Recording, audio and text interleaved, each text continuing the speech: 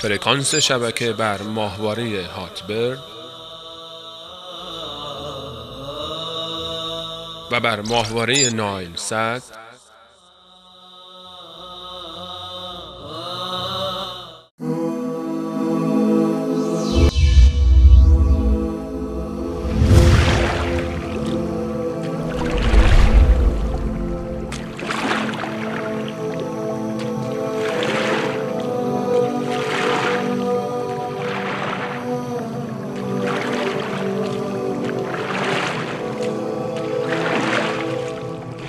الحمد لله رب العالمين والعاقبة للمتقين ولا عدوان إلا على الظالمين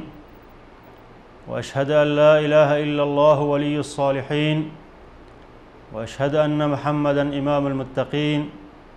نبينا محمد بن عبد الله وعلى آله الطيبين الطاهرين وعلى صحابته من المهاجرين والأنصار وعلى من تبعهم بإحسان إلى يوم الدين. بینندگان نهایت گرامی، دوستان عزیز، السلام علیکم و رحمت الله و برکاته. با شما دوستان عزیز در سلسله از برنامه‌هایی هستیم به عنوان احکام فقهی در پرتو احادیث نبوی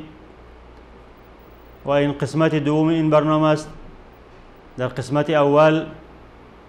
خدمت شما دوستان عزیز مقدمه در مورد تعریف احادیث، تعریف حدیث و تعریف احکام و بعدا اقسام احکام فقهی تکلیفی و بعد از او کتاب‌هایی که محدثین در مورد احادیث فقه، احادیث فقهی یا احادیث احکام نوشته‌اند، آنها را شرح دادیم و بعد از او حدیث اولی از احادیث احکام که در مورد آب بحر یا آب دریا بود که پیغمبر صلی الله علیه و سلم در مورد آن فرمود هو الطهور ماؤه الحل میتته، این حدیث هم شرح کردیم با ترجمه راوی و با احکامی که از این احادیث استنباط میشد. و امروز در قسمت دوم برنامه با شما دوستان عزیز هستم همچنان در مورد پاک بودن آب و اینکه اصل در آب، در ماهیت آب پاکی است. حضرت ابو سعید خدری روایت میکند که پیغمبر صلی الله علیه و سلم در مورد ماهیت آب، در مورد اینکه اصل در آب، در ماهیت آب پاکی است، فرمودند ان الماء طهور لا ينجسه شیء، آب پاک است، هیچ چیزی او را نجس یا ناپاک نمیکند. دوستان عزیز، راوی این حدیث حضرت ابو سعید خدری است که نامشان سعد بن مالک، نام خودشان سعد و نام پدرشان مالک است. سعد بن مالک بن سنان الخزرجی الانصاری الخدری که آنها از انصار بودند، از اهل مدینه بودند و از قبیله خزرج بودند و در قبیله خزرج خاندانی به نام بنی خضر از او خاندان ایشان بودند. حضرت سعد بن مالک یا ابو سعید خدری از جمله علمای صحابه بودند و از جمله کسانی بودند که فتوا میدادند در عهد پیغمبر صلی الله علیه و سلم و بعد از عهد پیغمبر صلی الله علیه و سلم از جمله مفتیین صحابه بودند و از جمله کسانی بودند که احادیث زیادی از پیغمبر صلی الله علیه و سلم روایت کردند که تقریبا 84 حدیث آنها در صحیحین، صحیح بخاری و صحیح مسلم روایت شده است و از خود شاگردهای زیادی گذاشتند، تلامید زیادی گذاشتند که این احادیث پیغمبر خدا و این علم پیغمبر خدا که آنها از پیغمبر خدا روایت کرده بودند آنها از ایشان روایت کرده و دیگران رساندند. و حضرت ابو سعید خدری از جمله کسایی بود که در بیعت الرضوان شریک بود. بیعت الرضوان آن بیعتی که پیغمبر صلی الله علیه و سلم از عده از اصحاب خود در صلح حدیبیه در زیر درختی گرفته بود. آنها با پیغمبر صلی الله علیه و بیعت کرده بودند که الله متعال رضایت خود را از این عدد صحابه در آیه قرآن کریم نازل کرد که تا به روز قیامت تلاوت میشه. لقد رضی الله عن المؤمنین اذ یبایعونک تحت الشجره فعلم ما في قلوبهم فانزل السکینة علیهم واثابهم فتحا قریبا. الله متعال راضی و خوشنود شده است از آن عده مؤمنین صحابه و مسلمان هایی که در زیر درخت با تو از پیامبر خدا بیعت کرده بودند. فعلم ما فی قلوبهم، خداوند دانا بود آن ایمان و یقینی که در دلهای آنها بود. لذا فانزل السکینة علیهم، خداوند در دلهای آنها سکونت و آرامش را فرو آورد. و این آیت دلیل قاطع است بر اینکه الله متعال از صحابه‌ای که با پیامبر خدا بیعت نموده بودند در زیر درخت در بیعت رضوان، از آنها خداوند راضی شده است و رضایت خداوند تا به روز قیامت هست و خداوند شاهدی میدهد که ایمان یقینی که در دلهای آنهاست، خداوند از ایمان و یقینی آنها عالم و باخبر بود.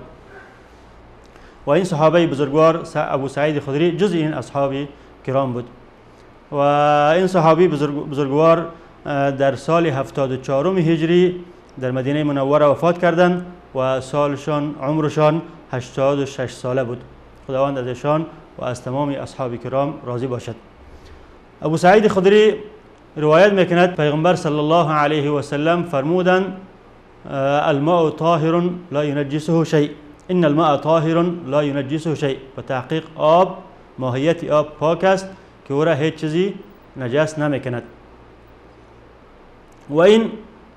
حدیث را علمای حدیث به نام حدیث بیر بضاعه یاد میکنند،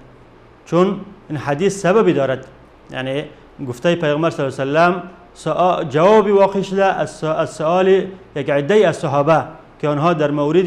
بیر بضاعه، چاهی بود به نام بیر بضاعه در مدینه منوره، در مورد از او پرسیدند. و این بیر بضاعه یک چاهی بود که در شمال غربی مدینه منوره یا در شمال غربی مسجد نبوی واقع بود. شمال غربی مسجد نبوی یعنی تقریبا مقابل کسایی که در مدینه منوره بلد هستند، مقابل سقیفه بنی ساعده یا مقابل هتل الحارثیه، فندق الحارثیه، هتل الحارثیه، که فعلا مدخل یا راه برای داخل شدن در مواقف یا پارکینگ ماشین هاست، پارکینگ زیر حرم ماشین ها. در اینجا این چاه موقعیت داشت که به نام بیر بضاعه یاد میشد. و این چاهی بود که یعنی مورد اهتمام مردم نبود. هر کس در این انواع چتلی ها را می انداخت. صحابه کرام پرسیدند که یا رسول الله، چاه بضاعه که یرما فیه الحیض و لحوم الکلاب و النتن، که چاه بیر بضاعه که در او چتلی های زنها انداخته میشه و در او گوشته ها یا پارچه های از گوشته های سگ های خود مرده انداخته میشه و همچنان چیزای چتل دیگه انداخته میشه. آیا ما از این آب این چاه استفاده کرده میتونیم یا نمیتونیم؟ پیغمبر صلی الله علیه و در جواب آنها فرمود ان الماء طهور لا ينجس شيء، آب پاک است و این ماهیت پاکی از او را هیچ چیزی نجس کرده نمیتواند. و این حدیث را دوستان عزیز اصحاب سنن غیر از ابن ماجه دیگران روایت کردند، یعنی ابو داود، امام ترمذی و امام نسائی این حدیث را روایت کرده و همچنان امام احمد هم این حدیث را روایت کرده و امام ترمذی در مورد حکم این حدیث میگه که هذا حدیث حسن، این حدیث به درجه حسن رسیده. و امام احمد میگه که این حدیثی صحیح است. یعنی به نظر امام احمد به صحت این حدیث حکم میکنه و امام ترمذی به حسن بودن این حدیث حکم میکنه. و این حدیث شریف دوستان عزیز مطلق است، لیکن در دیگر احادیث مقید آمده، به این معنی که این حدیث میگه که الماء طهور لا ينجس شيء، آب پاک است هیچ چیزی او را نجس کرده نمیتواند. لیکن احادیث دیگری هست او را بدون مقید میسازه. اولی که من حیث مقدار، یعنی آب مقید است به زیاد بودن، آب در صورتی نجس نمیشه که زیاد بوده باشه، اما آب کم نجس میشه، چون پیامبر در حدیث دیگر میفرماید اذا بلغ الماء قلتين لم ينجس شيء، آب در صورتی نجس نمیشه به افتیدن نجاست در داخل از او که مقدار قلتین که ما را شرح میکنیم قلتین چی معنی داره به او اندازه برسه. و همچنین در احادیث دیگر و اجماع امت، اجماع علما به این قائم شده که آب وقتی که یکی از اوصاف از او تغییر بخوره، که بوی از او یا رنگی از او یا مزه از او تغییر بخوره، در اون صورت آب نجس میشه، چی زیاد باشه چی کم باشه. لذا این حدیث با احادیث دیگر مقید است که آب نجاست نمیشه در دو صورت. اول اینکه آب زیاد باشه، آب کم نباشه. دوم اینکه یکی از اوصاف از او که بوی از اوست و رنگی از اوست و مزه از اوست، یکی از این اوصاف تغییر نخوره. پس احکامی که ما از این حدیث شریف، یا احکامی که از این حدیث شریف علمای فقهای اسلام استنباط کردند، اول است که همه به این اتفاق دارند که آب کم، آب را بر دو قسم تقسیم میکنند، آب کم و آب زیاد. اما اینکه چه وقت ما آب را کم گفته میتونیم، چه وقت آب را زیاد گفته میتونیم، در این علما اختلاف نظر دارند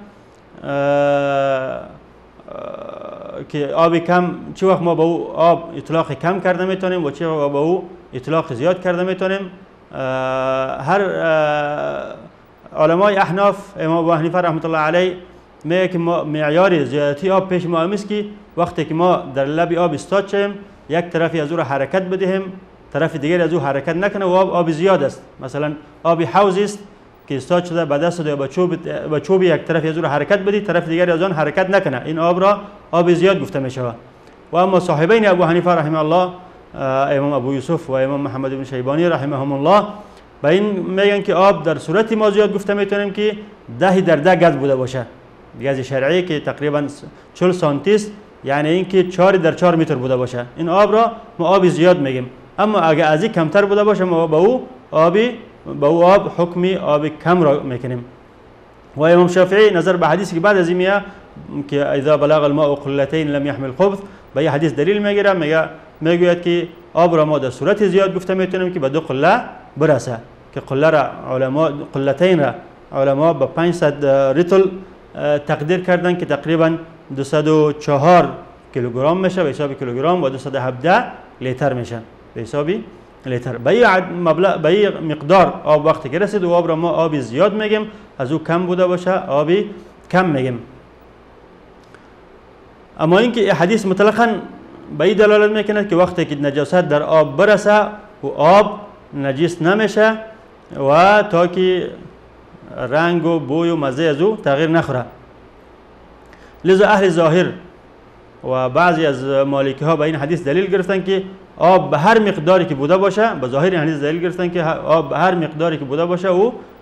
نجاست را حمل نمیکنه، نجس نمیشه تا که بوی و مزه و رنگی از او تغییر نخوره. لیکن جمهور علمای شافعی، علمای احناف و علمای حنابله و دیگر علمای الصحابه و تابعین به این قول هستند که آب وقتی که زیاد بوده باشه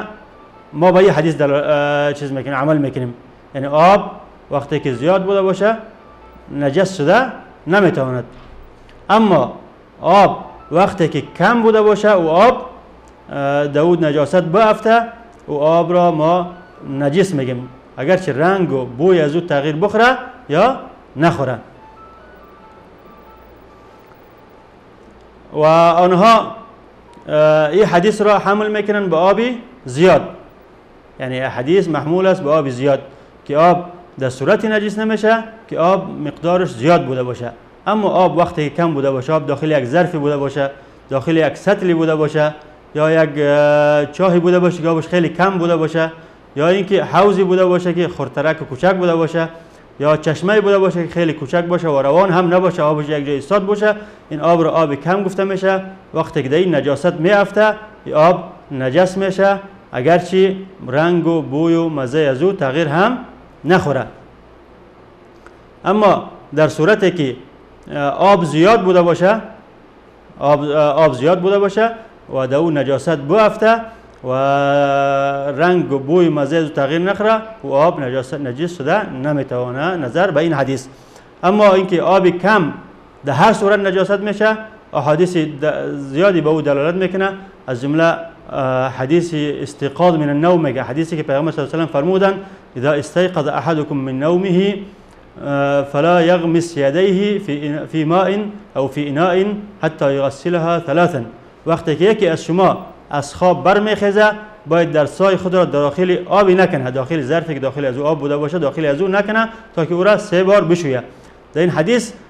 به این دلالت میکنه وقتی که انسان خواب میشه احتمالی از است که دستش در جای ناپاکی بزنه، دستی از اون ناپاک بشه. وقتی که از خواب میخیزه دست خود را داخل آبی میکنه، داخل ظرف آبی، داخل سطلی که داخل از آب است یا آبی کمی میکنه و آب نجس میشه اگرچه رنگ و بوی مزه از او تغییر نکنه. همچنین حدیث ولوغ الکلب میگه، حدیثی که پیغمبر صلی الله علیه و سلم فرمودند اذا ولغ الكلب في اناء احدكم فليرقها. در دیگر روایت میگه که فلیغسلها 7 وليكن اولها بالتراب. وقتی که سگی در ظرفی که داخل از آب است زبان میزنه، از او ظرف مینوشه و او را باید شما آب او طرف کنین و آب او طرف بندازین و او ظرف را 7 بار باید بشوین که اولش هم به خاک بوده باشه. و همچنین احادیث دیگری به این دلالت میکنه که وقتی که آب کم بوده باشه، وقتی که آب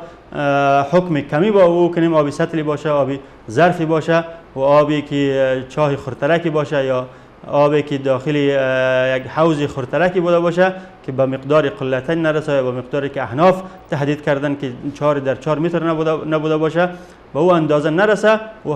آب کم است و ما به نجاست از او حکم میکنیم تا وقتی که در صورتی که اگرچه مزه و بوی و رنگ از او تغییر نکنه. پس بینندگان عزیز، خلاصه حکم احکامی که از این حدیث استنباط میشه این است که آب در صورتی که کم بوده باشه به هر حالت در او نجاست واقع میشه. وقتی که نجاست واقع شد به هر حالت او نجس میشه، چه مزه و بوی از او تغییر بخوره یا نخوره. اما وقتی که آب زیاد بوده باشه تا که مزه و بوی و رنگ از او تغییر نخوره، وقتی که در او نجاست واقع میشه و او نجس نمیشه تا که یکی از اوصاف از او تغییر نخوره. بینندگان عزیز، یک برنامه کوتاهی میبینیم و بعد از او با حدیث جدید و احکام جدیدی خدمت شما دوستان عزیز هستم. با ما باشید ان شاء الله. يعلم خائنة الأعين وما تخفي الصدور. الله خیانت چشمها و آنچه را سینه ها پنهان می‌دارند می‌داند. بسم الله و الصلاة و السلام علی رسول الله. دوستان عزیز، حدیث بعدی حدیثی است که عبدالله ابن عمر رضی الله عنه روایت میکنه. پیغمبر صلی الله علیه و سلم فرمودند اذا بلغ الماء قلتین لم يحمل الخبث. وقتی که آب به مقدار قلتین رسید او خبث و چتلی را حمل نمیکنه و آب حکم از او آب حکم آب چتل را نمیگیره، او را آب چتل ما گفته نمیتونیم. اولا راوی این حدیث حضرت عبدالله ابن عمر است، پسر خلیفه دوم عمر بن الخطاب رضی الله عنه. حضرت عبدالله در خرترکی وقتی که سنشان خرد بود در مکه مکرمه به اسلام پیوستند. وقتی که به مدینه منوره هجرت کردند در غزوه احد و در غزوه بدر به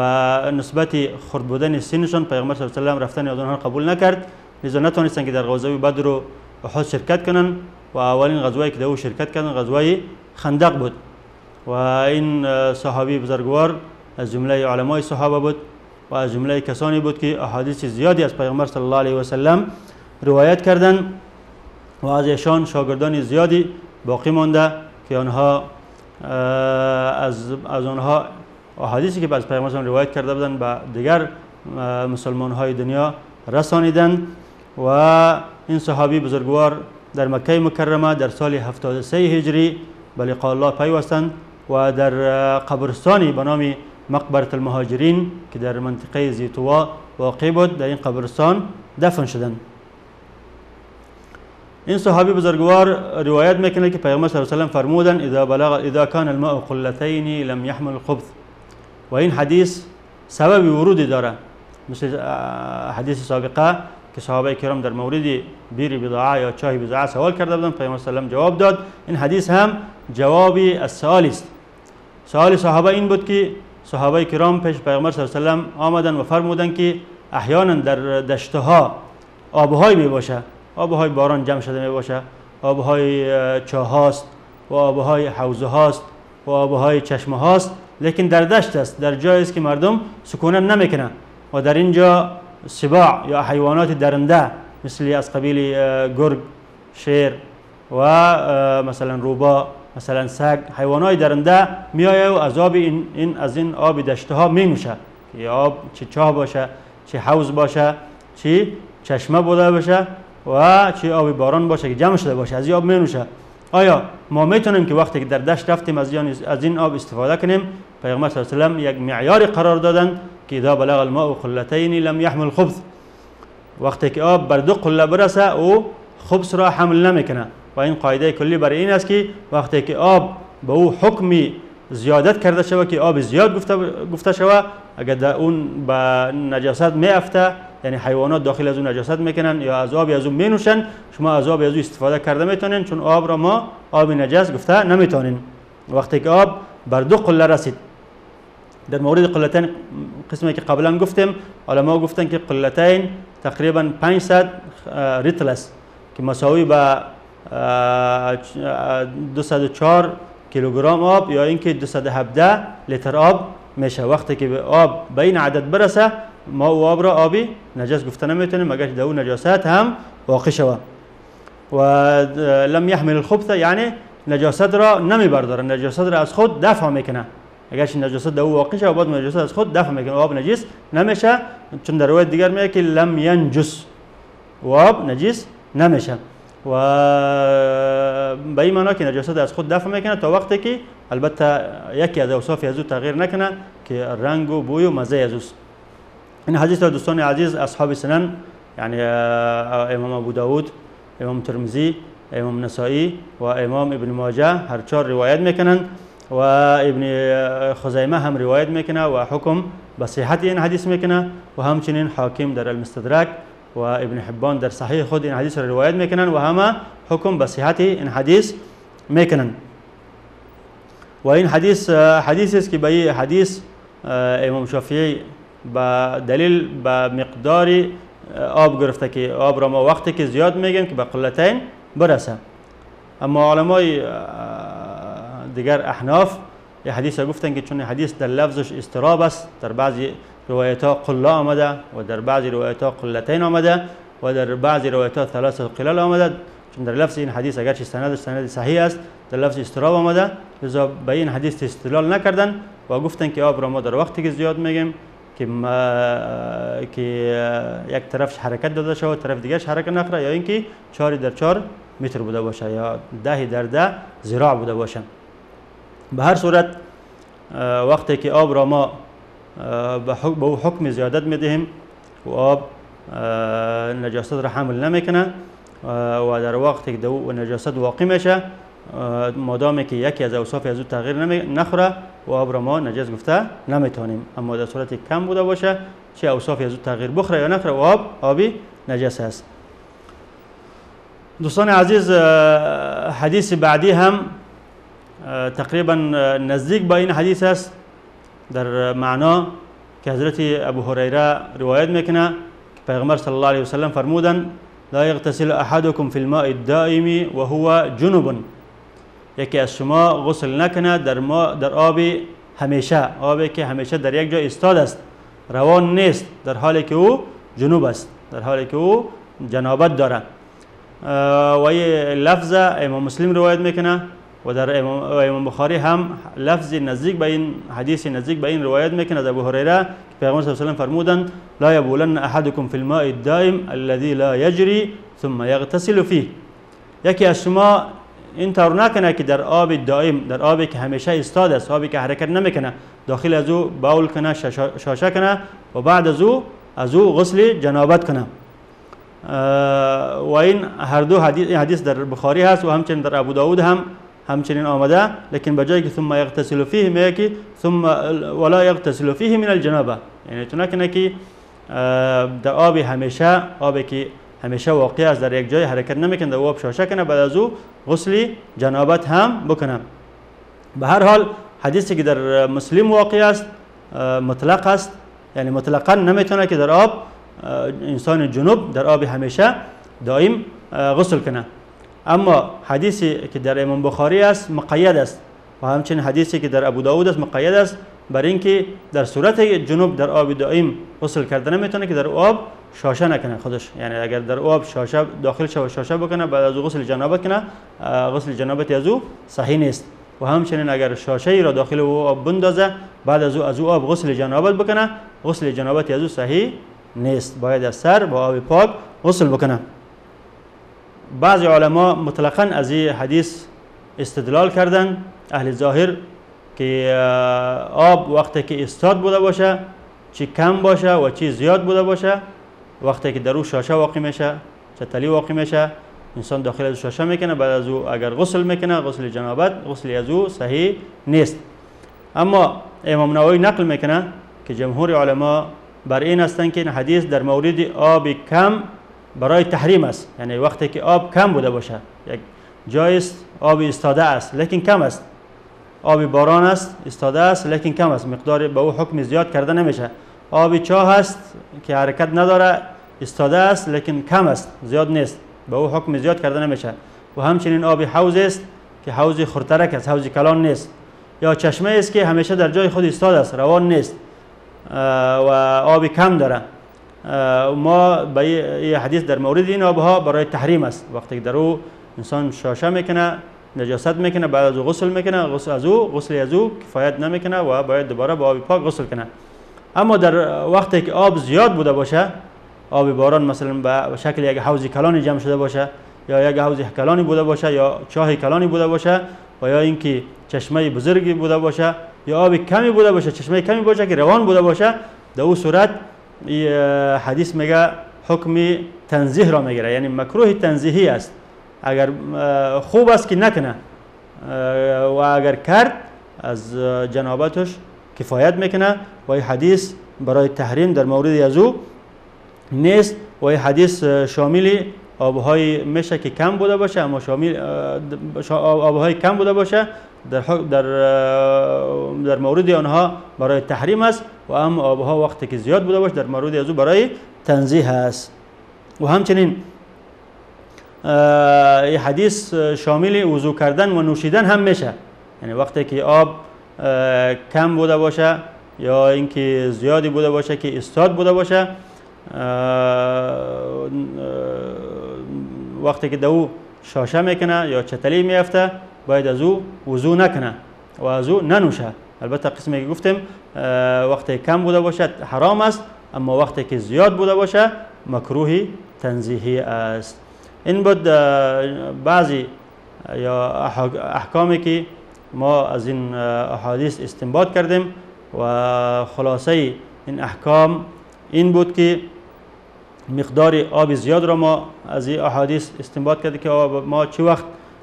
زیاد گفته میتونیم که امروز که وقتی که به 2 قله برسه، یعنی به 217 لیتر آب برسه، و وقتی که آب زیاد شد، وقتی که ما به او حکم زیادت را دادیم، ما او آب هیچ وقت نجس شده نمیتونه، اگرچه در نجاست هم بافته الا اینکه بوی، مزه و رنگ از او تغییر بکنه.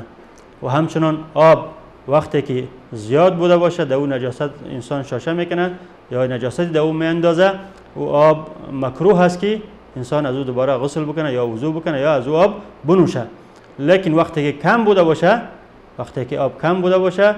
حکم در شأن از او حرام است، وقتی که نجاست میافته و آب نجس میشه اگرچه بو و مزه و رنگ از او تغییر نکنه، و حرام است که انسان از او آب وضو بکنه یا از او آب بنوشه یا از او آب غسل جنابت بکنه.